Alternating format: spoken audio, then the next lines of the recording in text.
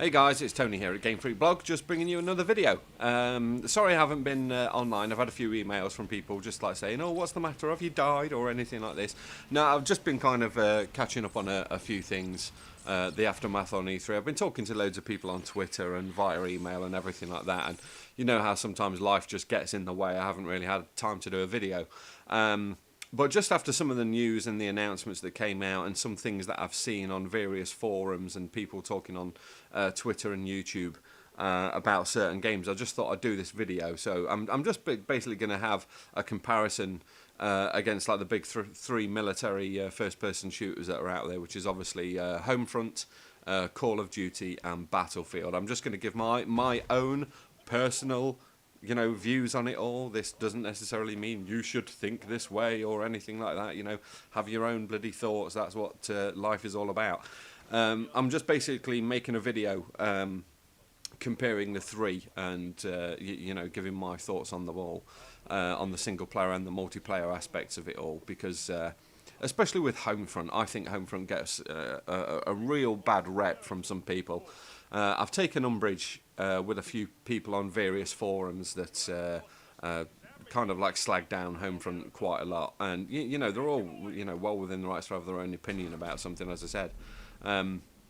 But I just think it gets kind of like a bit of a bum deal, really. I mean, I saw there was the news the other day that the developers, is it Chaos or something? The developers of the game, that they've THQ have actually closed down the studio. So unfortunately, those guys aren't going to be working on Homefront unless something miraculous happens. Homefront 2 even, which is a sad day. It's always a sad day when a game studio closes. But some of the comments on a couple of the forums that I saw of people just saying, oh, it serves them right, Homefront was shit, it's one of the worst games I've ever played this gen and all this kind of thing. It's like, oh, come on guys, I mean, really?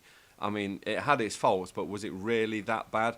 I mean, I've been kind of lucky enough. I'm 36 years old. I've kind of been into video games since the start. I've seen evolution of games through all of the systems, through all of the various genres, what was hot at one time, what was hot at this time, and all this kind of thing. And really, I mean, to count Homefront in one of the worst games this gen, I mean, what other fucking games have you been playing? You must be playing just pure AAA titles and nothing else, because it's not that bad. I mean, the single player mode, which we're kind of like seeing here, the kind of story campaign, yes, it was extremely short. I mean, I thought they could have done a lot more with it. They went to all the trouble of getting all these Hollywood movie writers and novel writers and everything that's on board to kind of do the script and get the story, which the story is, for one, it's kind of fairly believable in my eyes. It's a lot better, a lot more thought out than the story in Modern Warfare 2 was. It's fairly kind of realistic. The way that they've gone about it kind of works for me. But it was extremely short. I mean, I think I finished it in an afternoon. I just went out, bought the game, came back, played it, and before I knew it, that was it. It was over and done with. The ending was just absolutely, completely and utterly abrupt. I thought the ending was kind of like the mid part of the game. Really, it was kind of, what is that all we're getting? Please, more. But you can argue that they did, they're going to carry on the story in the sequel, which may or may not happen according to THQ. It's still on the cards and everything like this. Yes, the guy that you're just kind of following around was a little bit irritating, but I thought it really had some standout moments. I mean, some of the levels in the game were actually absolutely fantastic. The one that the bits that kind of stuck in my head was the battle against the survivalists, where you've got to go and kind of get the captured chopper, but they've all kind of holed up. Kind of like redneck guys holed up out in the countryside somewhere, and there's a bit of sniping going on, and there's a big storming through the base. I just thought that was really well done. It kind of stuck with me. But as I said, for people to bum out on it, yeah, as I said, it was short. It had some faults. The graphics, while absolutely good, serviceable, they're not kind of up to the standard of Call of Duty or Battlefield or games like that. But it's still quite admirable. It still kind of did its job. I didn't, I enjoyed playing it. I thought it was really good. It had some standout moments, as I said. more importantly, it was fun. Yeah, it was over quickly, but you know, that's just kind of how it is, really. I just don't get. I mean, all right, say you didn't like the game, it was too short and everything like this, but to say it was one of the worst games that you've ever played, I mean, come on, you're just saying that for reactionary purposes. I'm sure of it. You can't actually mean it when you know, just go and peruse your shelf in your local video game shop, and you know, you'll pick out a few more stinkers than Homefront. The multiplayer side of it, I thought, was absolutely brilliant. The multiplayer side of Homefront was fantastic. It did more or less everything right. There's a few faults which I will touch on.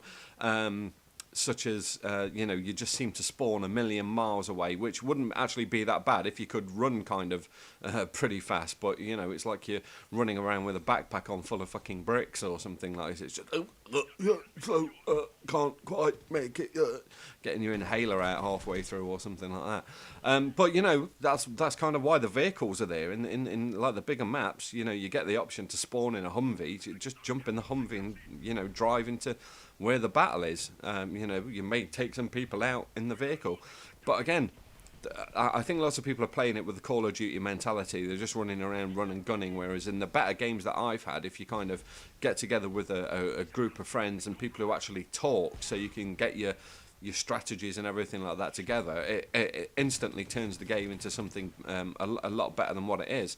The battle point system is really, really well done. You know, basically, rather than just relying on getting so many kills to get kill streaks and everything like this, you know, whatever action that you do, be it take a flag, kill an enemy, you know, defend a flag, all this kind of thing, accrues battle points, and those battle points can then be spent to get in helicopters, missile strikes, excuse me, and things like that. I thought that aspect of the game was actually really, really well thought out.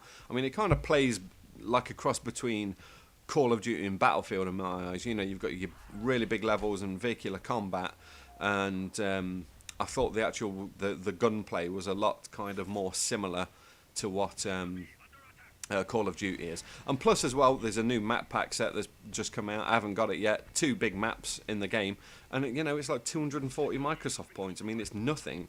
You know, if you kind of take that over to Call of Duty, you know, essentially for the money you're getting for a Call of Duty map pack, you'd get 10 Homefront maps if the structure kind of worked that way.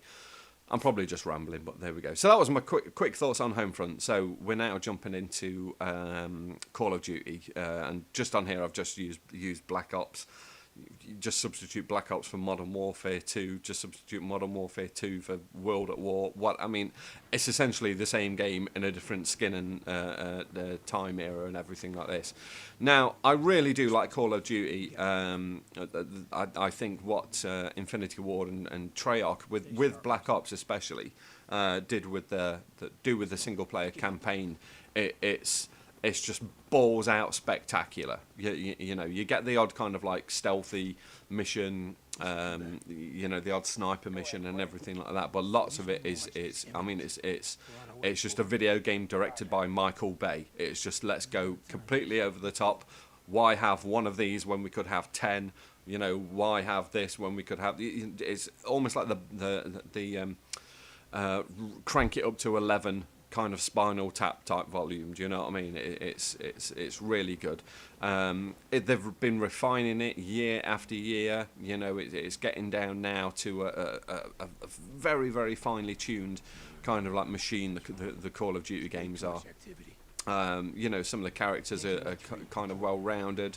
You know, obviously Captain Price, you know, is entered into one of the best video game characters Hall of Fame, not just for his moustache, by the way, but yeah, I mean, they've kind of more or less got it right, and you know, the 9 million, 10, 12, 13 million a year that they sell just shows that, you know, it has got an incredibly huge fan base. And I don't know if any of you have signed up for the Call of Duty Elite beta yet, but I think Activision just announced they've had 2 million applicants for it, which I mean, it's an incredible amount of people signing up just for some kind of like stat tracking and theatre mode type thing. I mean, they really do know what they're doing. And you know, I've put my thoughts up about the Call of Duty Elite concept on another video that I did, but just to kind of touch base on it, I've got no problem with it whatsoever because I'm not going to buy it.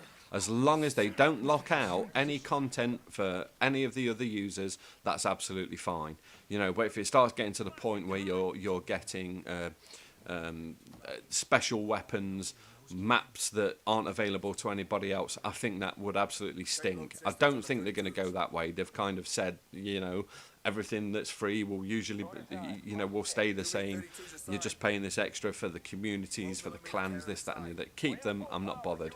So that's essentially my thoughts on the Call of Duty Elite thing.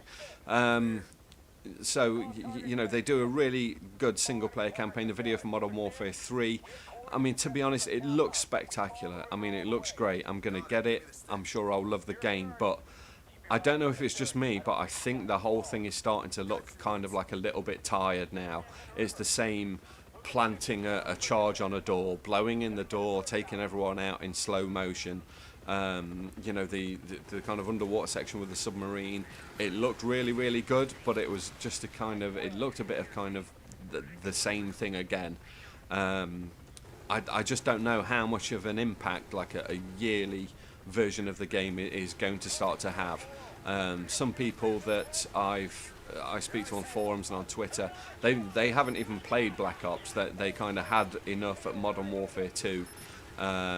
They say, you know, they're saying that they've already made up their minds that they're not going to be getting Modern Warfare 3, which, you know, it's their choice. I'm sure if it's going to come out and it's getting rave reviews from everywhere, they'll be going out and buying that game. But you know, the multiplayer side of it, which is obviously what's just popped on the screen now. I mean, you can go on any time of the day, whether it's night, day. You'll find full lobbies, millions of people playing every single game mode. It's got a really, really massive community, which I don't think is going to go anywhere. But it doesn't necessarily make it the best game ever. I mean, I even though I like it. I like playing the Call of Duty online. I'm not exactly amazing on it, but as you'll tell by if you've watched any of the Call of Duty Black Ops multiplayer videos that I've put on. I'm not brilliant. You're never going to see anything massive from me, but it doesn't mean that I don't enjoy the game. But if given the choice, I don't know. I don't know whether I'd rather just pop on Homefront, really. I just seem to have a lot more fun, and it just seems to be a lot more kind of like objective-based and team-based, whereas in Call of Duty, you know, even though I've had some fun games on it, I think it does promote the run and gunner, the lone gunner over anything else, you know, rather than like running around in a squad with a group of friends. You know, you may play it differently, which is fine. As I said, I'm just giving you my own kind of outlooks and opinions on the game. But, you know, I don't know whether this Call of Duty Elite is going to be one little shove too far. I've got no idea what the take-up's going to be. If it's anything from the, you know, the beta applications, everybody on Earth is going to buy it. You know, it's the same thing, which I'll touch on in a second when we get to Battlefield, that something's come out regarding the DLC and everything for that at the moment. I just don't know whether this is going to be kind of like a precedent with the Elite stuff. They're going to say, oh no, you know, it's optional, you're not going to lose anything. And then slowly but surely they're just going to start introducing little things one at a time, you know, so you don't get angry that much at the start, but, you know, a little bit more and a little bit more and a little bit more, and they're just kind of eating away till it gets to the point where you can't not buy the Elite subscription because everyone's got it, and the stuff that you get given to you, it is so beneficial you can't do without it. I'm sure I'm going to be completely and utterly wrong on this, but you know, as I said, I'm just spilling out some thoughts about the games. So, you know, so we've looked at Homefront, the good and bad points with Homefront. We've looked at Call of Duty. And I mean, especially with Call of Duty, all you have to do is look on YouTube on a daily basis. And, I mean, the Call of Duty videos are up there in the millions. But one you don't actually see all that often is, obviously, Battlefield. And I don't know whether it's got something to do with the actual Battlefield online games actually just taking so long to kind of, like, get through. You know, you can sometimes sit for an hour on those. But this is the single-player campaign on Bad Company 2. which I really enjoyed. Again, it was fairly lengthy. It didn't outstay its welcome. The intro level, where it's like a flashback to World War II, and you've got to go and rescue this Japanese defector, I thought that was brilliant. It drew me into the game right from the very offset. From there, it kind of it didn't dampen me or anything like that. It's just that there wasn't really anything of huge spectacle in it or anything like this. You know, there wasn't like the comparable all gillied up level in it, if you get what I mean. If you remember the all gillied up sniper level from Call of Duty 4. Fantastic level, and even though it was good, Battlefield Bad Company 2, even though the campaign was good, I had some fun while I was playing it and everything like that. You almost kind of got the impression that it was just a trainer for the multiplayer side of things, because I actually, when I first bought the game, because I'd heard so much about the multiplayer, I dived into that straight away, and I was just absolutely getting battered. So I went back, played the campaign through to completion, didn't touch online again while I was on that. Went back into the multiplayer side of the game, and I started doing quite well on it. I liked it. I liked the kind of characters. You know, the team that you're in. You know, you've got all the little banter and everything like that. It kind of keeps things a little bit humorous, a little bit fresh. Excuse me. As I said, the gunplay is really good. The feel of the weapons. You know, it's really kind of like authentic. I think that's the thing that I like about Battlefield over Call of Duty. Even though the guns are okay in Call of Duty, some of the guns kind of feel quite similar to the others. You know, you could just swap this gun for that gun and this one for that, and it's kind of like the same. Whereas in Battlefield, personally, I think all the guns handle completely differently, and they take some time to get used to.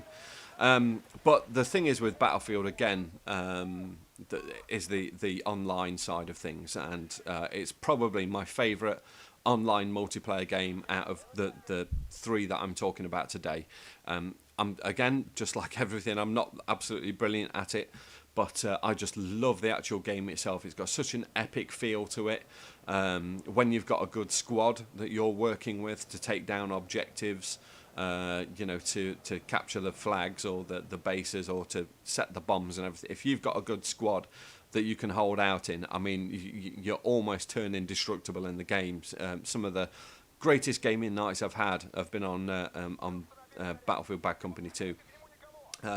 I just absolutely love it. This game here, which I just all of this footage I recorded just earlier this afternoon just for this video, and this game here, this is one of the bad points about Battlefield, because you've got a fairly big level, which, again, because of the vehicles, you really need to use the vehicles to get around. A couple of my friends have said, oh, I don't like it, it's too slow, takes ages to get into a fight. It's jump in a fucking Jeep then, you tit. You know, just drive there and get into the fight. But in this game, it just seemed like we had to go and take out these bases, and all that my team were doing, apart from me and a couple of other people that were trying to run in and set the bombs, they were just playing recon. So there was one point I was up on a hill with like 5 snipers just shooting down. It's like, how the hell is that catching the objectives? You know, I don't tell people how to play games. If you want to camp, if you want to snipe, go ahead, but we're not going to win. There's no point in doing it. You know, certain games you've just got to kind of rush in.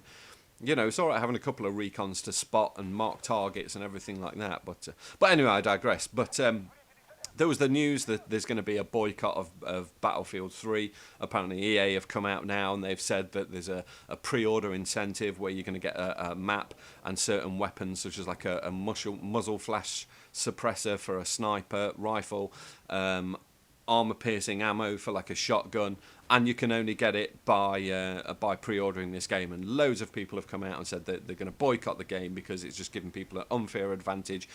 Which, I can see their point. If it was just a weapon skin, if it was just a cosmetic change, that's one thing. But to actually lock out certain kind of beneficial add-ons just because you don't want to pre-order, it's a little bit smelly, really, as far as I'm concerned.